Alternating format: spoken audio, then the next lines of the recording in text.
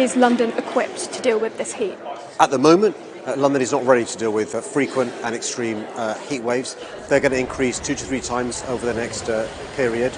We've made big adaptations, we've made big mitigations, but this plan sets out what more we need to do over the next period. So when it comes to the million homes that suffer from extreme heat, they need to be retrofitted. They need to have installed bigger windows, air conditioning if possible, heat pumps that provide warmth in the winter, planting trees that provide shade, incredibly important, installing water fountains and allowing people to refill their water bottles. We also have a situation where we know there are 1,600 schools in areas that suffer from extreme heat. So we're working with the schools, we're working with the care homes, we're working with the councils to make more progress. Looking at other kind of major cities in warmer climates, is there any kind of city that their fire service at the LFB maybe kind of looks to be like, we should be like them, we should try and aspire to do what they do? Well, it's interesting you say that. I was in a conference 2 weeks ago in Europe with senior fire leaders talking about risk more broadly right across Europe, but there were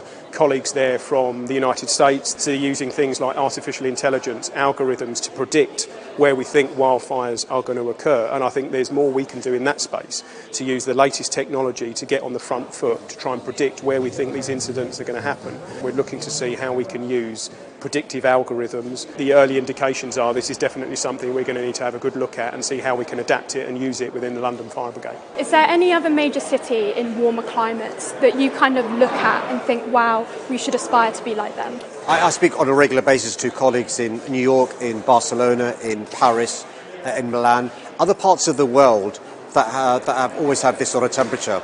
They're decades ahead of us because they've always had extreme summers, and by the way, colder winters as well. So we're learning from them. The trees we've planted historically in London, they're probably not suitable going forward. We need trees that provide shading. The design of our buildings, we've got to think about how we design our buildings. Simple things our European friends have done for centuries, water fountains in public places. So we are learning from other cities.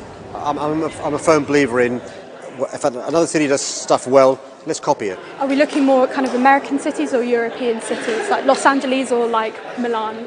Both. So Phoenix, for example, is a city in the USA.